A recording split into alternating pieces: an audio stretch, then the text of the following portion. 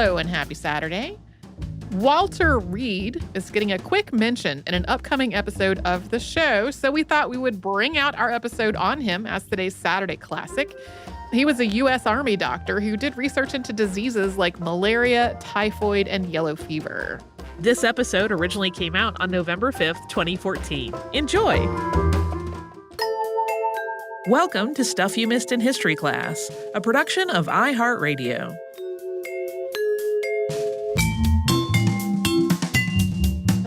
Welcome to the podcast. I'm Tracy V. Wilson. And I'm Holly Fry.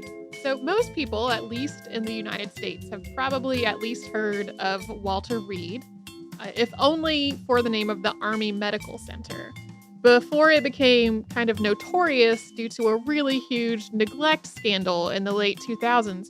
It had previously made a name for itself as the heart of military medicine in the United States. The Army Medical Center actually closed in 2011 and was replaced by Walter Reed National Military Medical Center. So it's probably a surprise to no one that, the major military medical center in the United States was named for an Army doctor, and that was Walter Reed. Walter Reed did truly groundbreaking work into the causes and prevention of yellow fever, which was a hugely destructive disease to the American military and to other militaries and to civilians outside of the military world, both within and outside of the United States. But he really didn't do this all on his own. His accomplishments really built on a foundation of other doctors and other researchers. But even so, it had a huge and drastic impact on public health and on the American military's ability to work in tropical locations, which had previously been fraught with all kinds of health problems. So Walter Reed was born on September 13th of 1851 to Lemuel Sutton and Faraba White Reed. Lemuel was a Methodist minister, and Walter had 4 older siblings, 3 brothers and 1 sister named Laura, who was the oldest. Because the elder Reed was a minister, the family spent most of Walter's childhood moving from place to place, as the Methodist Church assigned him to different congregations. Walter's older brothers, 2 of them, Tom and James, fought for the South during the Civil War, which ran through Walter's early teenage years. After the war was over, Lemuel requested that he be moved to Charlottesville, Virginia. He wanted his sons to be educated, and living in Charlottesville meant that they could go to the University of Virginia, and his request was indeed granted. Unfortunately, though, Walter's mother died not long after they arrived in Charlottesville, and she was only 41. At that point, Walter was only 14, and it might have been her death that prompted him to really throw himself into his studies. He was just an exceptional student even before he started college. As sort of a side note, his father also remarried pretty quickly, and the rest of the family quickly became very fond of his new wife. Not long after his mother's death, Walter, now 15 at this point, started school at the University of Virginia. Students normally could not enroll until they were 16, but exceptions were made if they had older brothers attending. And 2 of Walter's 3 older brothers were already in school there, although it turned out that Walter was the only one of them to graduate. He originally intended to study classics, but he soon made the move to the medical program instead. This actually was largely due to financial and time reasons. It was faster and thus cheaper to get an MD than an MA, which probably seems extremely strange to people who are familiar with how much it takes to get a medical degree today. And Walter's medical training touches on a number of previous podcast subjects. So cadavers used for study were provided to the school by resurrectionists who stole them from local graveyards, which we talked about in our episode on the Doctors' Riot. And like many of the other historical doctors we've talked about, Walter's first round of medical study included almost no practical or clinical work. So when he graduated on July 1st, 1869, after just 2 years, and also as one of the youngest people to do it, he had to pursue another degree so that he could get more actual hands-on experience being a doctor. And first, the young Dr. Reed went to New York, where he enrolled in Bellevue Hospital Medical College. He got another MD there in 1870. And since he'd taken care of most of his science and medical classes in Virginia, this was mostly hands on study. And then he went on to do internships at hospitals around New York. A lot of Reed's work during this time was with poor people in communities that didn't have a lot of medical resources, so he became increasingly aware of the kinds of diseases that really caused crises in the world of public health. Typhus, typhoid, and yellow fever, for example, were all diseases that could just ravage poor communities, and he started working to understand all of them. This was particularly true during the 4 months he spent working at Kings County Hospital in Brooklyn, New York in 1871, because that was a facility specifically for the poor. By 1873, and at this point he was only 22, Reed joined the Brooklyn Board of Health as an assistant sanitary officer. And this meant that he was too busy to start a private practice. And he was still so young that people didn't really seem to take him seriously. Reed started to doubt that he would ever be able to make the kind of change he wanted, since he could not seem to get people to respect his knowledge in the medical field. So, seeing that he wasn't going to be able to make the kinds of strides that he really wanted to, he eventually decided to join the Army Medical Corps, which were a multi-day, multidisciplinary affair in January of 1875. Afterward, he was commissioned as a first lieutenant at the age of 24. And as all of this professional development was going on, Reed had been courting a woman named Emily Lawrence, primarily through letters. He had met her while visiting family in Murfreesboro, North Carolina in 1874, and he married her on April 25th of 1876 before he left for Arizona Territory with the Medical Corps. He actually dithered quite a lot about getting married. He had some worries about what life was going to be like for the wife of a frontier army doctor. Um, he just sort of seemed concerned in a lot of ways. And so she had to do some convincing, including kind of implying that perhaps someone else was interested in her. So maybe he ought to get his act together. So when he did finally propose, it was pretty sudden. He basically proposed and then they wedged the wedding into a window of time when he could actually make it to Murfreesboro to have the ceremony. The newlyweds didn't actually get to live together until the following November, when Emily met him in San Francisco after taking a train, which, as a side note, had some sort of wreck along the way, across the country. And this was just the first of many separations they would endure due to his work, and they wrote each other volumes of letters during these times apart. It was also the first of many adventures in their marriage, because, as we mentioned earlier, a lot of his early career in the medical corps involved him being a frontier doctor. He was moved from one post to another, and often their existence was really difficult and isolated. And a lot of the hospitals that he worked from were basically temporary structures meant to sort of serve a temporary need out on the frontier. They eventually had a son named Walter Lawrence and a daughter named Emily, who they called Blossom.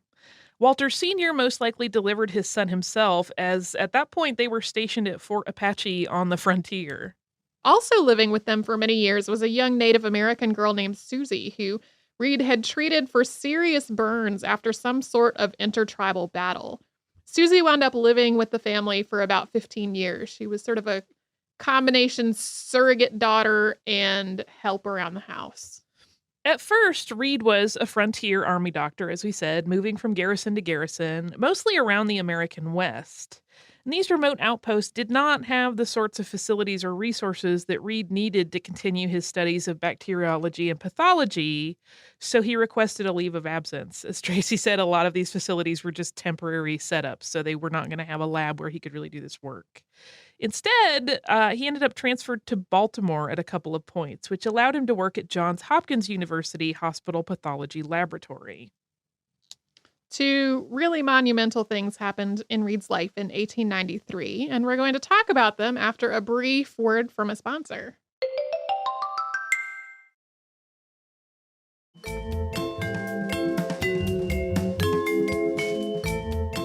To get back to Walter Reed, a couple of big things, as we said before the break, changed in his life in 1893. One, George Miller Sternberg became the Surgeon General, and 2, the new Surgeon General established the Army Medical School. He did this kind of discreetly because Congress was reluctant to spend money in the wake of a financial panic that year. Walter was named to the Army Medical School's faculty. At this point, Reed had been promoted up through the ranks in the military to major. He was also appointed to be the curator of the Army Medical Museum and had become a faculty member at Columbia University, which would eventually become George Washington University. So after years of moving from place to place, he and the family went to Washington, D.C., and while he continued to travel for his work, this put an end to constantly uprooting the family to go to a new outpost.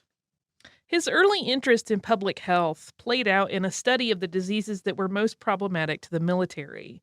So he studied typhoid, cholera, malaria, which was still pretty prevalent in the U.S. at the time, and yellow fever. In 1895, he studied a malaria outbreak that happened at Fort Myer and at the Washington Army Barracks. There's actually a fair amount of medical work going on at this time that correctly identified the cause of malaria as a parasite that was spread by mosquitoes. But, the world of information spread being much more limited than it is today, this had not caught hold everywhere yet. And Reed, in particular, didn't think that the mosquito was the culprit, in part because he had spotted a number of errors in the latest paper that was promoting that connection. Instead, he thought it was bad air, which is not surprising. A lot of people thought it was bad air. In the world, malaria comes from Italian terms for bad air. And while he was definitely on the wrong track, he did dispel the idea that malaria was waterborne. He pointed out that healthy people in Washington were using the same water source as sick soldiers in Fort Myer, and that 1895 saw the highest number of malaria cases in years, even though a water filtration program was in place. His research wound up looking at all kinds of factors and found all kinds of patterns in who got malaria and when. So even though he never arrived at the correct conclusion from all of it, it was useful data to have. The Spanish-American War broke out in 1898, and it only went on for roughly 3.5 months, and in the end, the United States had temporary control of Cuba and had troops stationed there. But this came with a number of problems. Cuba's tropical climate was home to several diseases that U.S. troops had little or no natural resistance to. Walter Reed did extensive work pertaining to 2 of them, typhoid and yellow fever. During this period, the Secretary of War appointed a medical board that he directed to study diseases that were prevalent on Cuba. The Surgeon General also established a board specifically to study yellow fever, and for that board, Reed was tapped to be head. He traveled back and forth between Washington and Cuba several times over the next several years, working with these diseases.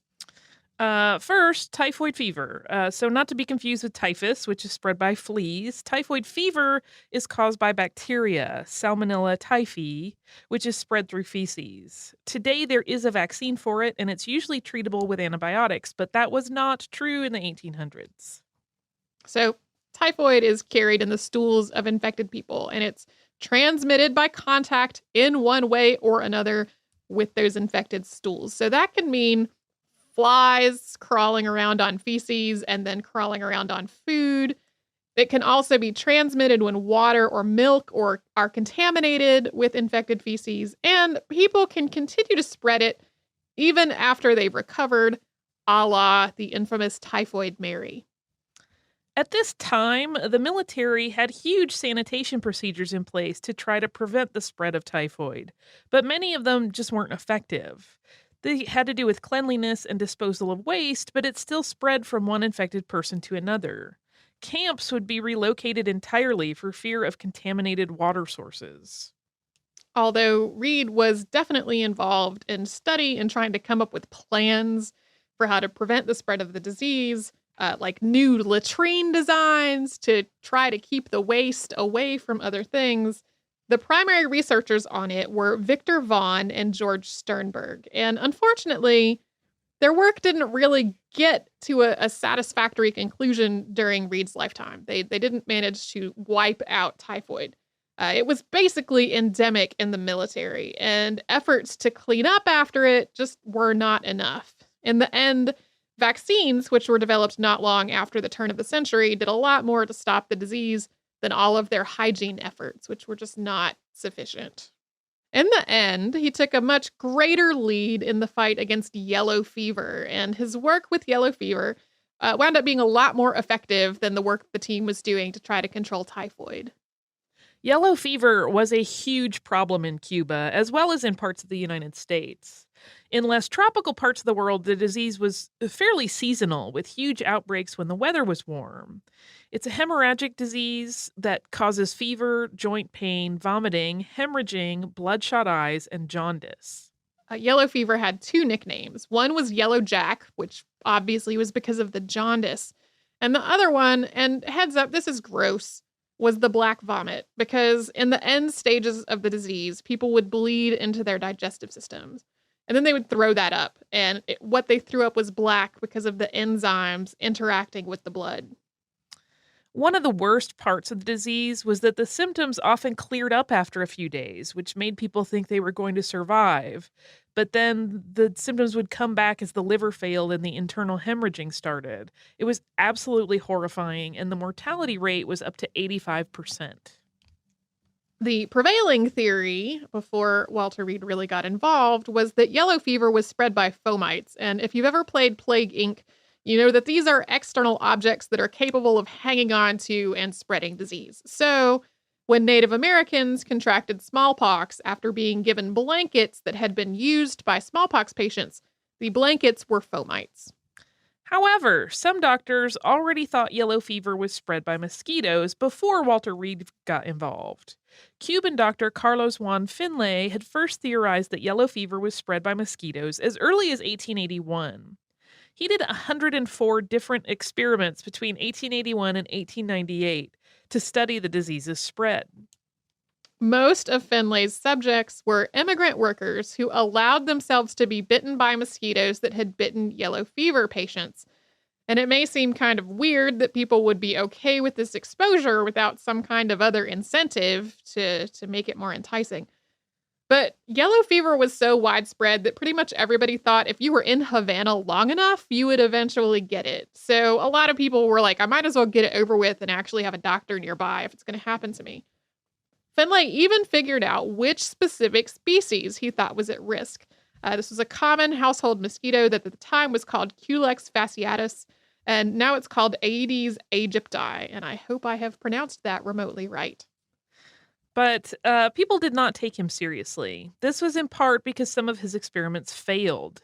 He thought the mosquito bite was basically akin to a dirty needle. It was taking infected material from one person and putting it into another person. He also thought the sickest patients were going to be the ones most likely to transmit the disease to the mosquito. So this is not actually how yellow fever spreads, and we'll talk about that more in a moment, but that meant that, a lot of his experiments did not result in somebody getting yellow fever, and people were sort of like, well, you're claiming it's the mosquitoes, but the mosquito bit that guy. He's not sick, so you don't know what you're talking about.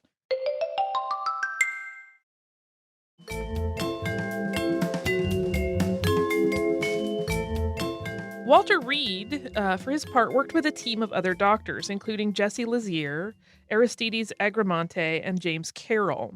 They worked not just off of Finlay's mosquito theory, but also off of actual mosquito eggs that Finlay had collected. He'd figured out that if you dried out mosquito eggs, they would still hatch and mature with the right temperature and humidity. So, using Finlay's harvested mosquito eggs, Reed and his team ran a series of experiments. They hatched the mosquitoes from the eggs, and then they allowed them to bite someone who was infected with yellow fever. This was an extremely tedious, time-consuming process. They would put the mosquito in a test tube, then put the test tube mouth down on somebody's skin, and then wait for the mosquito to get to biting. They'd sort of tap the side of the test tube if the mosquito was just perched on it, not really doing anything. But really, this was like herding cats. Mosquitoes do not feed on people on cue. This reminds me of an episode of, why am I blanking out on the name? Of Mythbusters, where they were trying to get a skunk to spray them and they just couldn't. It's kind of like nature doesn't always do what you want in a lab. Yes. Well, and it will also remind people of the Sawbones episode about self-experimentation, because they talk about this part in that episode, if you are a Sawbones fan. And the team approached this in a methodical way, as methodical as you can be while trying to tap on a mosquito to get it to bite someone. And in a vast departure from much of the other research that we talked about on this podcast, they did not use unwilling orphans and prisoners as test subjects. They used volunteers. These people gave their consent beforehand, and they were compensated for their participation. $100 just for participating, and another $100 if they actually got sick.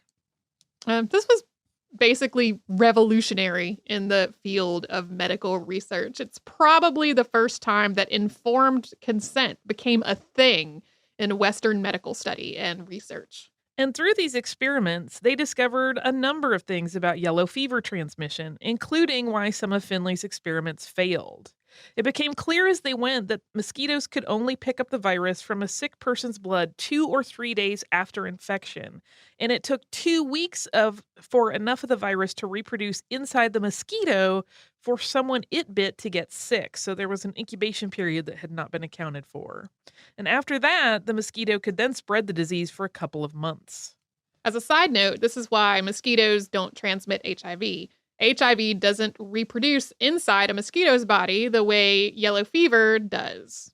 And this research was overwhelmingly successful, but it came at a cost.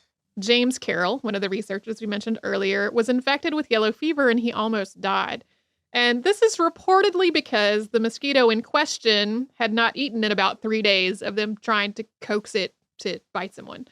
And they were afraid that if the mosquito starved to death, they were going to lose important data. So in sort of an act of just desperation, what reportedly happened is that James Carroll let it bite him.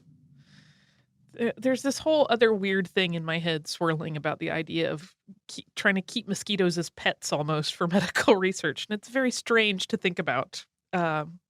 And Jesse Lazier was infected with yellow fever, and he, in fact, did die. It's unclear whether this was part of an experiment or if this was an accident. Reports are contradictory. Some say that he did infect himself on purpose, and others say that he was bitten by a mosquito while working and thought it was a species that did not carry malaria. Regardless, his work before his death was absolutely critical to this experiment. And he left notebooks full of accurate, detailed data when he died. And without these notebooks, the project probably would have failed. It could not have continued without his knowledge. Their research did not immediately gain traction back in the United States. An Italian doctor named Giuseppe Sanarelli had theorized that a bacillus caused yellow fever, and even after this was disproved quite conclusively, he continued to insist that his bacillus be named as the culprit, and this distracted from the real problem. Yeah, and when we say conclusively disproved, it involved things like during autopsies of people who had definitely died of yellow fever, his bacillus was not present. And people were like, this is not it. But his advocacy for his bacillus, which it was called his bacillus, really sidetracked things. However, soon the Army instituted mosquito control programs, and yellow fever rates in Havana plummeted. The United States Army was also soon able to get into areas where they previously couldn't, because yellow fever was just too entrenched, and basically trying to send troops there would have just caused everyone to get sick and die. An example is that the building of the Panama Canal really couldn't have happened without mosquito control programs to control the spread of yellow fever. Reed came back from Cuba in 1901, and he continued to lecture on yellow fever. He received honorary degrees from Harvard and the University of Michigan. He was named librarian of the Surgeon General's Library in November of 1902. Walter Reed died on November 23, 1902, after developing peritonitis, which followed a case of appendicitis. And his death came as somewhat of a shock. At least the illness's severity came as a shock. His symptoms just weren't as serious as would have been expected for a case of appendicitis that was advanced as his was. So when it became clear that he was critically ill, people were really shocked by it. A vaccine for yellow fever was developed in the 1920s. And as we noted earlier, Walter Reed Army Medical Center was named for him and for his work. I knew very little of him prior to this, so I'm glad you picked this one.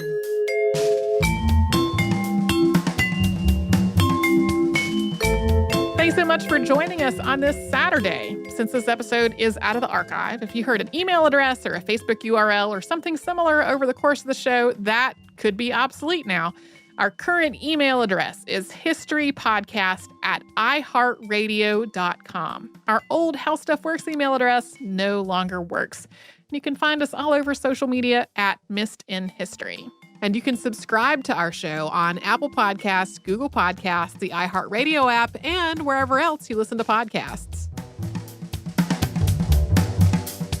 Stuff You Missed in History Class is a production of iHeartRadio. For more podcasts from iHeartRadio, visit the iHeartRadio app, Apple Podcasts, or wherever you listen to your favorite shows.